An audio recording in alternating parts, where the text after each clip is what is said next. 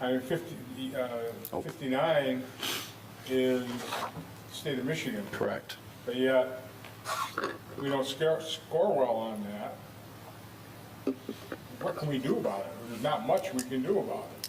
We complain, we Right. contact them, we do everything we can do by meetings and so forth, but we're preaching to deaf ears in a lot of cases. So unfortunately, yeah, you're right.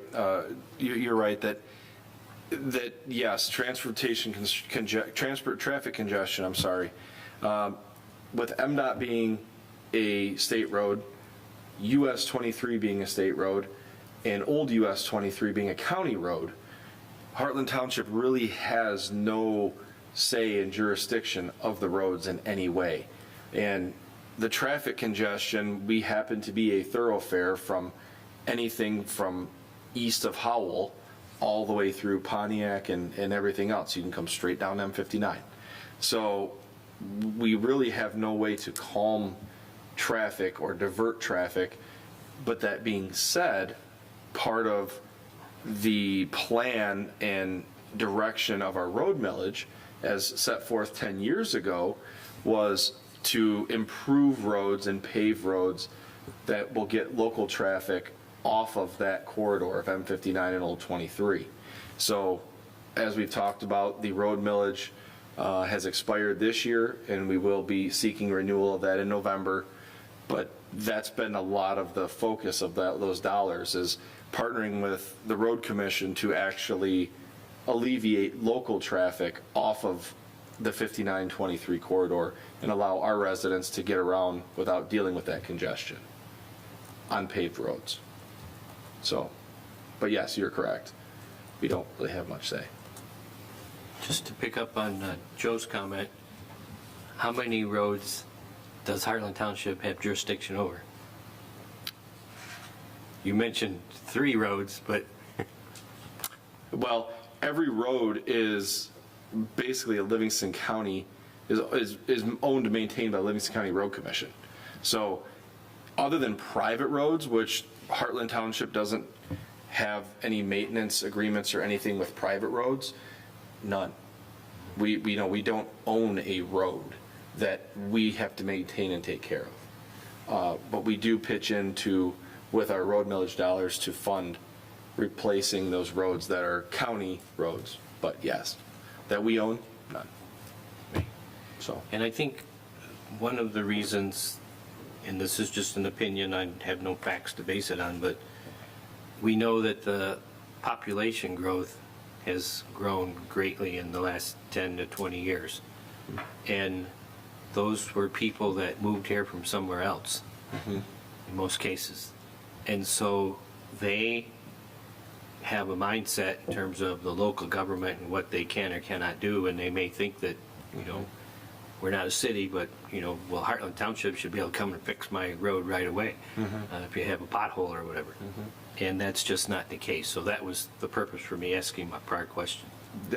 You are absolutely correct. The common misconception we get is, as you said, it's a great point, that that does play into these surveys as well, is as we expand and as we grow and as the township and housing grows here, you have people that move from outside of Heartland into Heartland, right? And with that happening, you're exactly right, Trustee Germain, that some people expect, well, I used to be able to call the city and the city would show up within 4 hours and come and put coal patch in the pothole in my road. That doesn't happen here. We're not a city, we're a township. We don't have a coal patch crew and own the roads to where we can maintain them. Common misconception we get a lot here at Township Hall throughout the day is people question about garbage pickup or about brush when they move in. Who do I talk to about garbage pickup? Where do I pay for that? Well, you get your own. We don't mandate that. That's not a millage or anything we do here at the township. So that's a great point.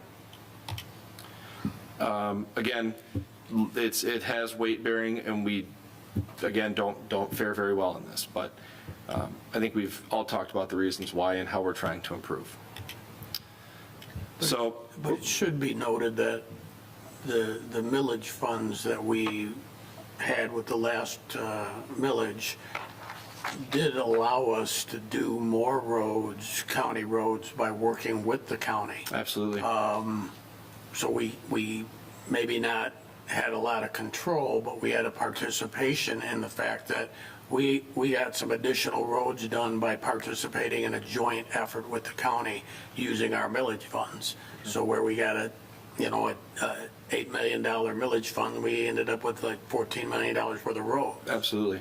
I think that's an important fact that, I mean, to say we don't have any control by us kicking in millage money, we do have a little bit of control. That is a great point, that we do have a little bit of say, not necessarily of when it gets paved or when it gets fixed, but we do have a favorable relationship with the road commission, and that's great to point out, Larry, that are the dollars we kick in as a township and we pay for towards these projects, towards repaving, the county is also matching that in the pavement preservation project, or known as PPP funding. So a lot of these roads that we are doing rehabilitation on and or repaving, the county is paying a portion of that as well. So that's a great point, Larry. So question 5 being, which transportation sheet repair projects would you like to see prioritized in the upcoming years? This kind of is a box that I'll say of key punch words and hot button words that one of them being pave, one of them Bergen, one of them Clyde. So paving, they'd like to see dirt roads paved, residents would like to see dirt roads paved. Bergen Road, residents would like to see Bergen Road paved, and Clyde Road, residents would like to see Clyde Road paved. So as mentioned before, Bergen Road is one of them that is kind of on the docket and on the list of a possibility of being paved should the next road millage succeed in November. Clyde Road, we've had discussions with the county about this. Clyde Road is 3.3 miles, and the last quote we got for Clyde Road was $11.5 million to pave it. So it would essentially be the entire road millage to pave Clyde. So again, it's a road that the residents would like to see paved. It's just an extremely expensive road to pave. This one kind of very similar to the fire station. Question 6, do you support a road millage renewal? About 65 to 66% yes, and 29% no. So it seems favorable that it would be supported. Which utility services do you receive? Municipal water, sewer, no gravity, or gravity, no grinder pump, sewer with grinder pump, or none of these. Heartland Township being as large as the township is, our water and sewer infrastructure does not reach nearly to the ends of the township. It's generally around the 59-23 corridor. So a lot of people outside of that have well and septic. Utility services, again, utility services overall, we're very steady with the national average, not significantly above it, but we're very close to the national average in communities of our size. And obviously with the rest of these, that garbage collection, recycle service, we rank up there with them, but again, this is something that's done privately. It's not done through the township. Utility services, again, something that really residents kind of come to expect. If you're paying and connected to a service, they expect that service to be reliable and available. I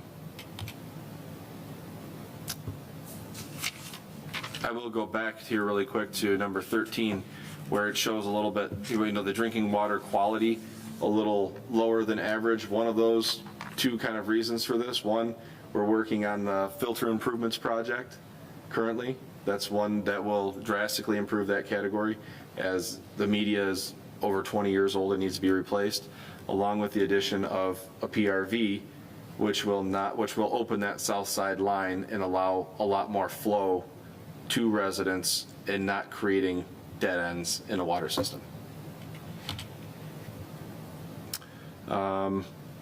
Change in residential trash and recycling. This one, the graph is extremely likely to extremely unlikely. Most of these questions, any of them that were posed, it hovers between extremely likely and likely, that, included weekly recycling collection. They would like to see included occasional large item pickup service. We do large item cleanup day here in Heartland Township. It's, I don't think we've ever had a lack of people coming to that. So, something that we do for the township. And so as you can see, we still scored very well with this. Which trash provider, again, overwhelmingly in the township, is Dougie's Disposal. Community arts, culture and events. So this kind of all plays into the discussion we had of community events overall and how the township fares. Range of cultural offerings, strong, vibrant art community, variety of festivals and community events. We do score a little bit lower than the national average, or lower than communities around us, or of our size, I should say, in that category. Again, something we're working on and I think is going to be a focus for the township in the future. Graph just depicting where those fall. Police services. So as you all know, we have a contract with the Livingston County Sheriff's Department where we have deputies in Heartland Township every day, 365 days a year for 12 hours a day. Police department overall, respectful treatment of citizens, fair and equitable enforcement, response time to police calls and service. All of those, we are above the national average and above communities of our size. And then the level of safety you feel in the community, residents overwhelmingly over 80% feel safe in our community. So a testament again to our partnership with the Livingston County Sheriff's Department and the community policing that we are engaged in. Again, police services all score very well in the kind of expectant category. Question 13, level of support for public safety options. So this kind of goes with, would the public like to see some kind of a millage to support public safety and or not? So return to Livingston County Sheriff's Department standard road patrol at the same level as most of our neighboring townships. Continue with Heartland's current 12-hour a day, 365 days coverage, or explore increasing the Sheriff's Department protection to 24 hours a day, 365 days a year, and explore the development of a Heartland Township Police Department through dedicated millage. So that one, that's a question that's been brought up numerous times about a police department on its own. That's about a 52 to 50 or 52 to 48% agree to disagree. So that's your closest margin on this graph showing whether there be support or an opposition of it. So a little more support than opposition, but still not a landslide one way or the other. And overwhelmingly continue with Heartland's current contract, 12-hour, 365 days a year. I mean, we're well over 85% or so agree with what we currently have. Local property taxes. Property taxes overall, national average, we are a little less than them, but communities of our size in the Midwest, we rank right in the same with them. So as we go through this, adequacy of payment options, we actually fare very well in that. Over the last few years, we've increased a little bit with allowing credit card payment here at Township Hall, being able to pay online, various different ways of making that payment.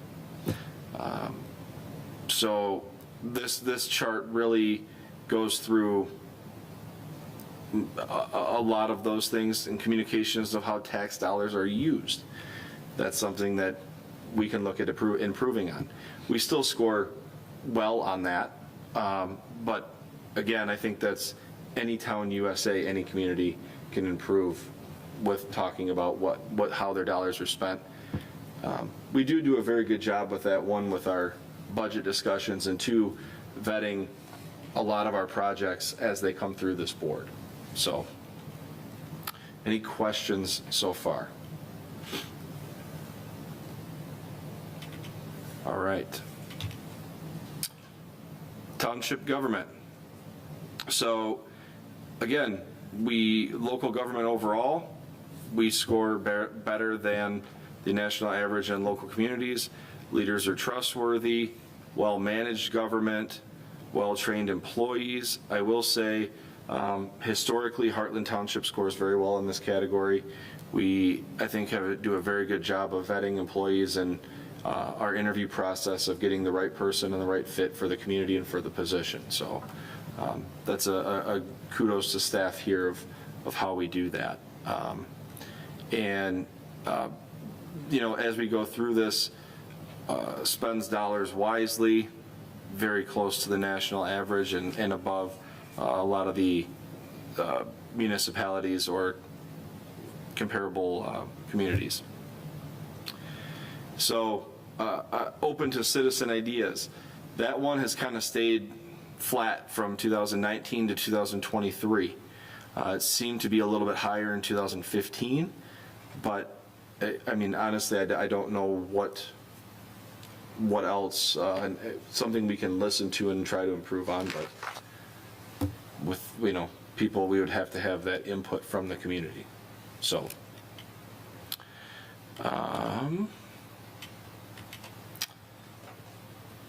so 16 was use of community assets, and this is how many times people visit Township Hall, visit the township website, use Parks and Recreation facilities, use the library, the community message board or Comcast Channel 20, and watch township meetings, where we all are right now. So visits Township Hall is overwhelmingly what most people do, is visit Township Hall. Visit the website itself, does fairly well. Parks and Recreation, obviously with residents, if they have children in sports programs, they're at Heritage Park or at Springer Fields a lot. So those score high as well as the Crow-Main District Library. The library itself, library overall, hours of operation and adequacy of resources all score higher than the national average and higher than the communities of our size. Does a member of your household have a library card? Local Parks and Recreation. So Parks and Recreation obviously does the same. We continue to increase. Every year has been an uptick in facilities meet your needs, facility maintenance, quality and variety of recreational programs, and Parks and Recreation overall. So again, a testament to what you all are doing here and putting money into the parks and expanding and bettering the parks that we do have. Economic health. So living costs, I'm going to start with that one, because economic health overall, we still score better than most communities our size. Living costs. Obviously, it was an increase as 2012 to 15, 19 still a little bit of an increase. Then you have 2023 where it kind of drops off. That's a direct reflection of housing market, of cost of homes. So obviously that's going to decrease everywhere as the cost of homes have significantly rose in Michigan, around the country.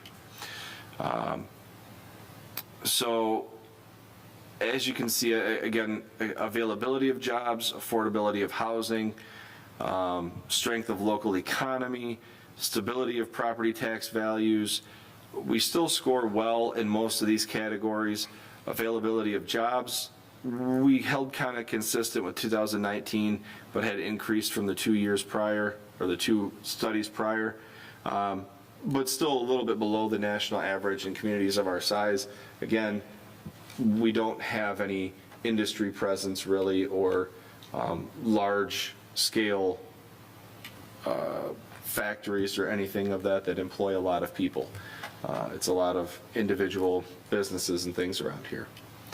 So, any questions on any of this so far?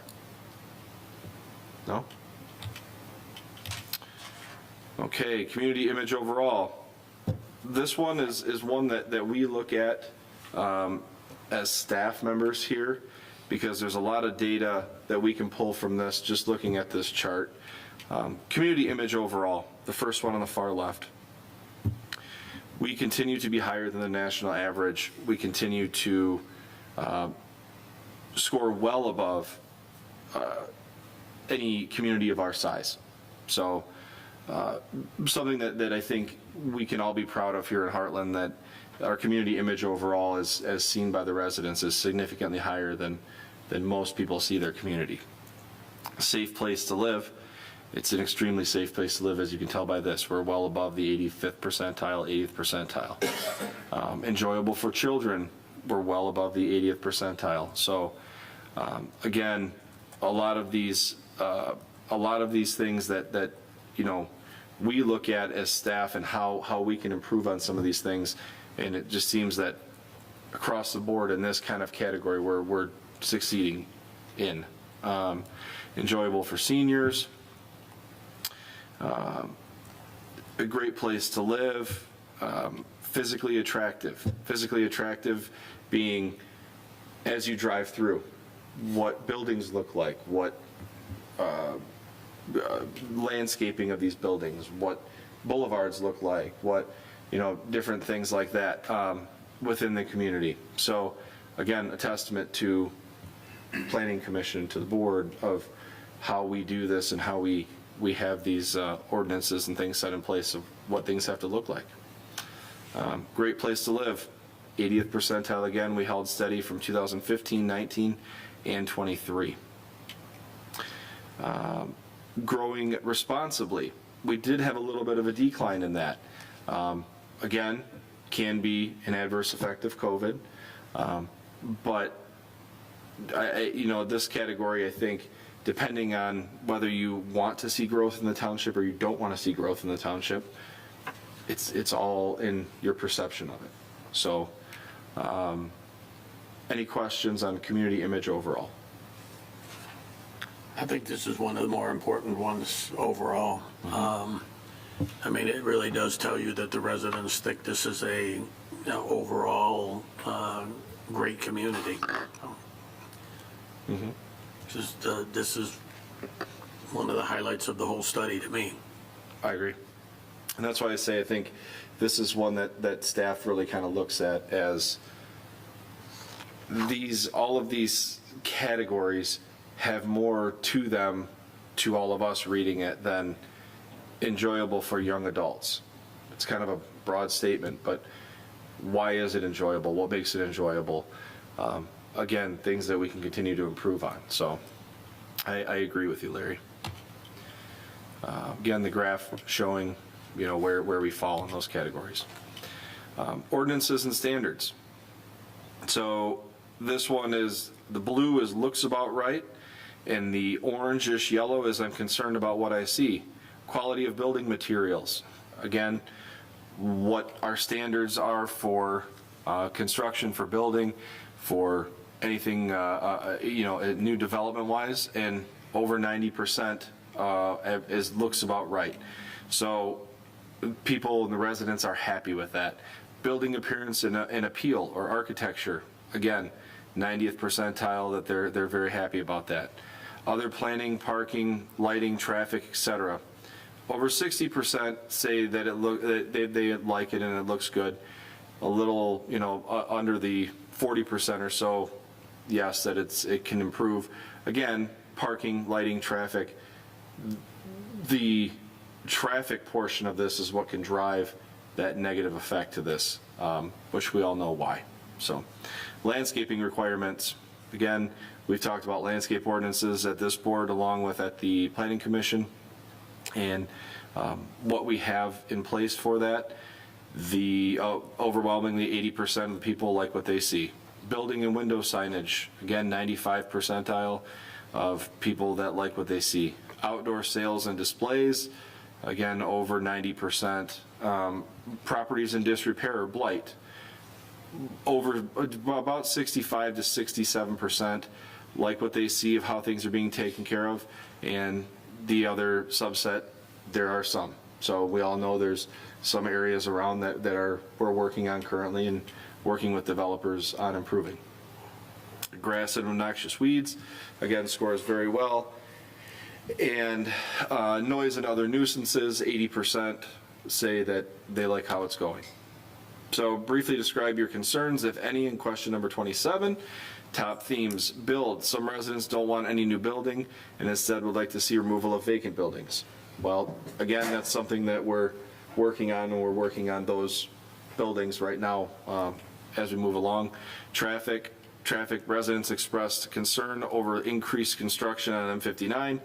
Again, this survey was taken in 2023. If we all remember, there was a lot of road work that took place on M59 in 2023 that businesses and or residents and or people passing through Heartland Township are really not pleased with.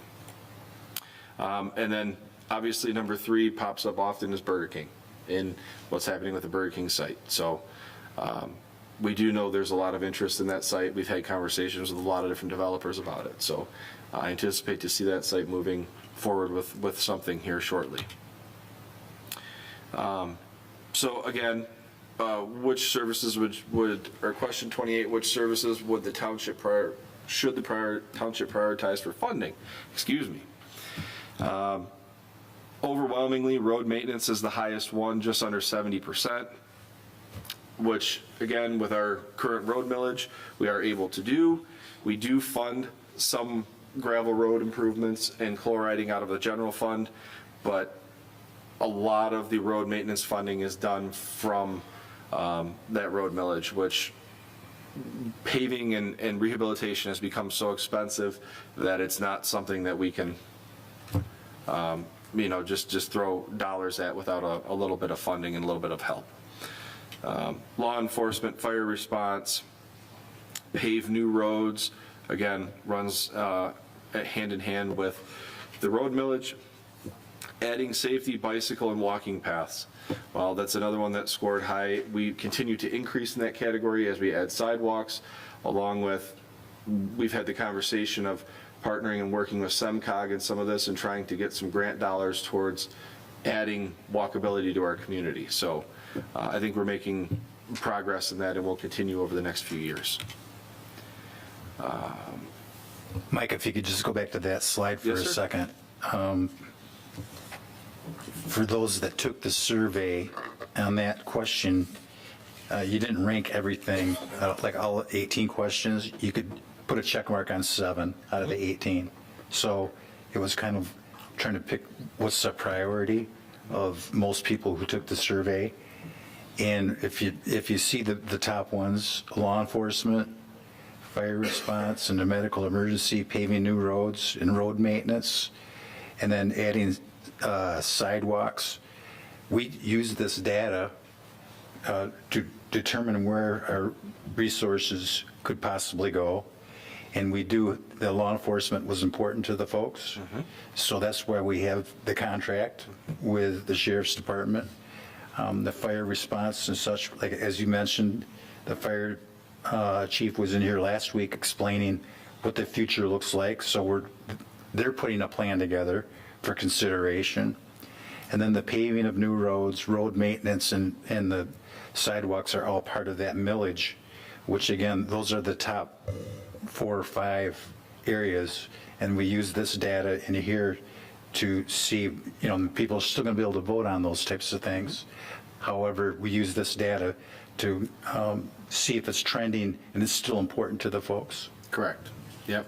Yeah, and again, as Supervisor Fountain said, this is, I don't want to neglect any portion of this survey. I know we only have, a little limited amount of time because these discussions or this discussion can take significantly longer, but all of the data that is drawn from this and produced from this survey, staff uses throughout the year to determine what the residents would like to see, as you said, whether it's new paving of new roads, whether it's, emergency medical response, fire response, and a great thing to point out was law enforcement with the sheriff's contract we currently have. So all of this data is collected and used throughout the year. I'm just kind of running through it for you all this evening, but yeah, great point, thank you. Areas for more development, food businesses and retail businesses. So again, those are the two highest. We have medical facilities, no development, service business, and affordable housing that are all very close. Affordable housing, medical facilities, and no development. So those are all kind of congruent. Food business and retail business are the highest two that are called out. Condominiums and apartments are the other two that are on the chart but rank lower. Which specific types of housing or business would you like to see more of, if any? Residents want to see restaurants, more sit-down type mom and pop places to eat. They do not want fast food chains or restaurants, fast food restaurants.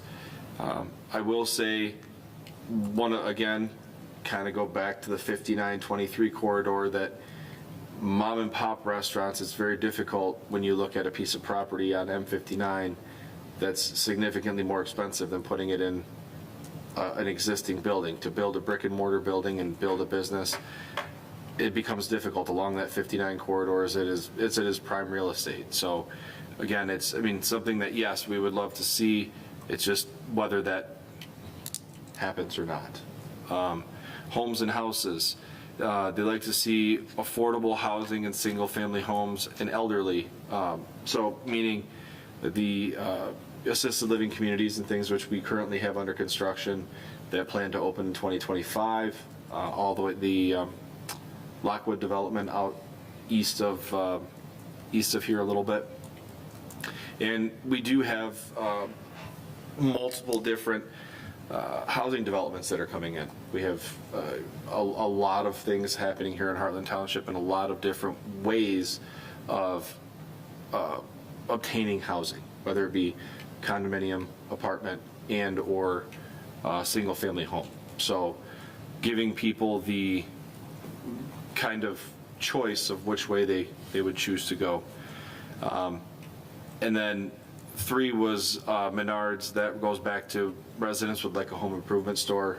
And I will say, we've staff has had conversations with various different entities about this, and being that there are Lowe's and Home Depot in numerous surrounding communities around us, they look at it, I say they, I mean these home improvement stores look at it as it would just be taking business from one of their other places and moving it a little bit closer here. So not necessarily something they are looking to do at this point right now. As the community grows, obviously that can change.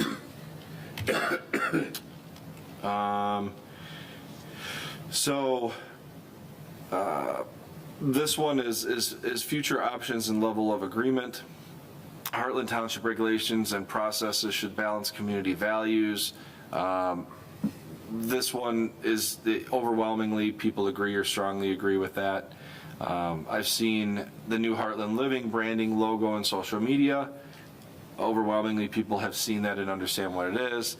And the new logo or tagline of a community connected, overwhelming majority of people have seen that and agree with it.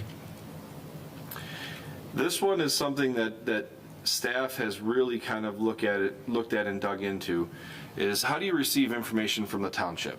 So overwhelmingly, being over 60% of the people that took this survey receive information from the township by mail. As we all know, I should say, we live in an age of technology where people use their phones and are on their phones. It's a mini computer in their hand all day long, use social media, the internet, things like that, that actually tend to rank a little lower for our community. So that can also say something about the age of the community. A little bit older community, a little bit higher age community, a lot of them communicate by mail. So this is something that the township can look at and say, okay, we know that a lot of our residents are getting their information from the township by mail. Is that something we want to include, maybe another newsletter, quarterly update, something like that? Overwhelmingly, the newsletter and mail are the two highest scoring. The township website falling, or email and the township website falling in there, and Facebook and social media, and so on and so forth. So they just continues to kind of decline from there. So knowing that mail and newsletter are the two avenues that people use, that's something I think the township can look at and try to improve upon of how we communicate with our residents. Any questions so far? No? Okay. Which newspaper or website do you read? Again, overwhelmingly, Community Life. So that is significantly higher than anything else, over 20% higher than Livingston Daily is the next highest, and kind of just goes down from there. HeartlandLiving.com, again, is a little bit higher. Oakland Press, Ann Arbor Flint News, Detroit Free Press, all still kind of ranking less than Livingston Daily, but most of it comes from the Community Life. So additional comments. Traffic, again, residents are not pleased with traffic, but as we've kind of vetted here, there's not a whole lot we can do with traffic calming, and not a whole lot that we have a say in, other than how we put money towards the roads and what we can improve upon. School was brought up in this, and community. Residents love the rural community feel of Heartland and are concerned with the influx of traffic and new buildings. So they're also concerned about the lack of public safety officers, which to me in this doesn't play into what we had just gone through and said, that everyone is happy with the level of service that they receive for the police protection. So. And, you know, residents are not pleased with the influx of traffic. Well, you better talk to about 5 other communities around us that are growing, because all that traffic comes through Heartland. It's not because we're growing, because everybody's growing out in Livingston County. And people need to understand that we just have minimal control on something like that. Yep. I think the biggest issue with the township board is educating the public, because a lot of times they don't understand fully of what is going on with all of these different things that we're talking about. There's a lot of issues that you need to know about in order to make a logical response, or a honest response on this stuff. And again, that goes back to call to the public at our meetings. It goes to, you know, numerous different things that we discuss a lot of these topics here at the board level, and they are brought through this channel. So I welcome questions from anyone. I'm available. I'm around to answer questions from anybody on any of these topics, and at any point if they have an issue or anything they would like to run through me. So now we look at improve performance to improve outcomes. So last part of this is, how do we as a township improve? One of the things that staff has done for you all as we distributed this hard copy of the survey is asked, what 3 to 5 main things do you see in this survey that you think as a township we can improve upon or we can work towards? That plays back into this graph you have in front of you. You have to measure what we think we can improve upon, ideas and brainstorm of how do we implement those ideas, and how do we work on those issues, validate and confirm, deciding, yes, this is what we're going to do, and this is kind of our plan of attack moving forward in the next year or so. Training, and then implementation. Following implementation comes outcomes, and that's where we're at our next survey, hoping to see an improvement on those things that we identify as needing improvement. So with that, I will answer any questions anyone has. If anyone has any points or anywhere they want me to go back in this, please let me know. I'd be happy to bring the slide back up. Can you go back to page 13?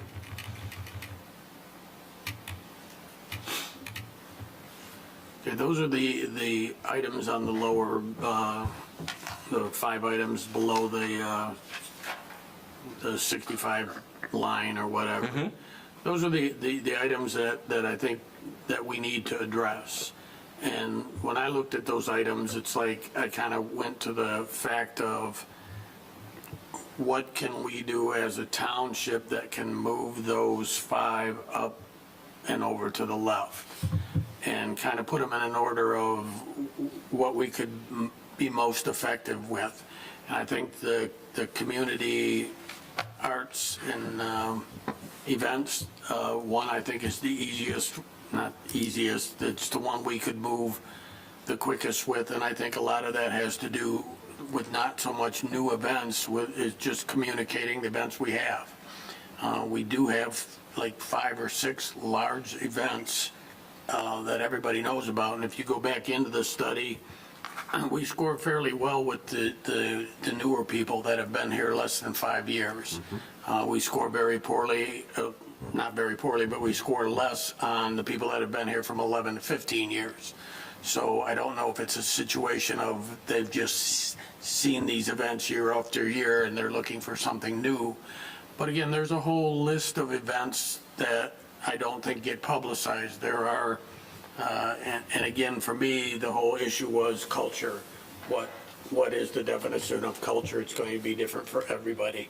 If you look at it from an arts and arts perspective, that kind of thing, you're looking at like Encore Youth Group plays, high school plays, those types of things just don't get publicized. The chamber does a lot of events that, you know, that I don't think anybody knows about other than the chamber and the businesses. I don't think that gets out to the residents. They're not for everybody, but if they publicize them a little bit more, I think they'll see more residents join in on those kind of things. Like we say, we're adding the Village Christmas event, and again, I think we can just move that needle just by communication. I think that the local government,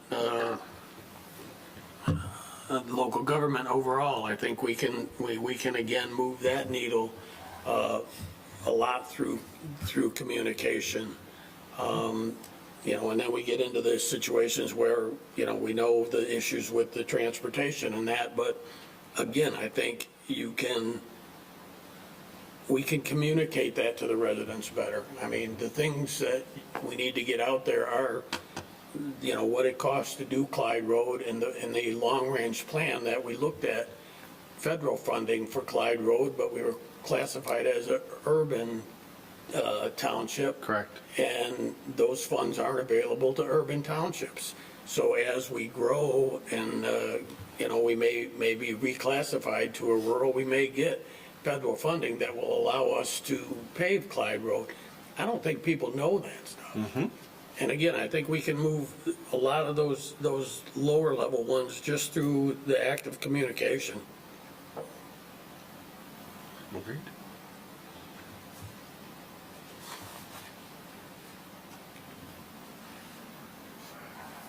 And Larry, on that, if you go back to page 55, when you look at the performance issues, it talks exactly about communication. That's the number one thing on page 55. It talks about having a strategy, and I think that's what we're looking at. We see where there's opportunities, to do better. And those should hopefully bring up that, hopefully down the road, bring those up. So I think we've identified them here. Now we just come up with a effective way to communicate that. Part of that's been like, even at the chamber level, when we do the community collaboration, we're doing that once every 3 months. And they seem to be really understanding that things are sometimes a little more complicated than they look like when you get your tax bill, and us helping to help explain that, I think was a good thing. Perhaps we can take a fresh look at those types of things and offer them up to people in the community themselves, if they want to hear that type of thing. It could even be something as simple as certain times throughout the year, we kind of designate knowing, these meetings are generally a little bit lighter. We don't have a whole lot of content to it. Maybe we do and when I say brief, but a workshop on roads, and something that we can discuss, as how roads work, what funding goes into them, how the mechanism of it works. Something just very briefly, because that's kind of what we're talking about with the community collaboration is I think when we start talking with the businesses and we sit down with these businesses, you can kind of start to see their understanding more that they didn't really understand before. Is that fair to say? So as we go forward, Mike, is this something that you're going to get a group of people, staff members together and start identifying, and then putting a plan in place? And if so, Yeah. when do you anticipate the beginning of this process? So what I would be looking for from the board here is if we all kind of agree that those 5, as Larry had mentioned, are where we should start. I think we take the most practical out of 3 out of that 5, and that's where we start. We start with those, knowing the other 2 we're gonna work towards, but we also want to be realistic. So we want to make sure that it's something that's attainable. So I think we start with 3 of those. We continue to work on that as a staff. From here, we can have the direction of that's the direction you all would like to go. And I think moving forward, that's where staff, we have had discussions about this with a very small committee about it, but the implementation of it and how we move forward, that's kind of the next step of this. So, again, and that's why I say, I welcome any feedback or any questions from any of you on this, so. Very good. Any other questions this evening? Matt, you have anything? Summer, we're good? Thank you. Absolutely. For that update, and we'll look forward to the next steps. That is the end of, I got board reports, I'm sorry. No report. No report for Matt Germain. How did you know you were first tonight? I just, we're going from south okay. to north. Denise, are you still with us? I'm still with you. Okay. I wanted just to ask, when we were just talking about the citizen study, resident study, on question 33, if everyone's reading the community life, when we have these events, why don't we put a little blurb in a paper, a quarter page? We have many things in our community. We have the art walk, the winter fest, the farmers market, the parade, the polo classic, just to name a few. And maybe the month before, put that, have a Heartland gathering or something, right in that community life publication. Just a thought. Thank you. Thank you. Yep. Summer, you have anything this evening? No report. Okay, Joe? No report. Larry? No report. I have nothing this evening, so we'll take a brief recess. And the only thing we have this evening is our manager's report.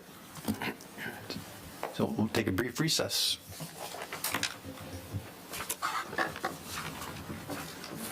Continue my second consecutive meeting of boycotting the manager's report. You don't want to hear me talk anymore? I have now 100 chickens, hens, and 2 groups are sharing one house. So I got to move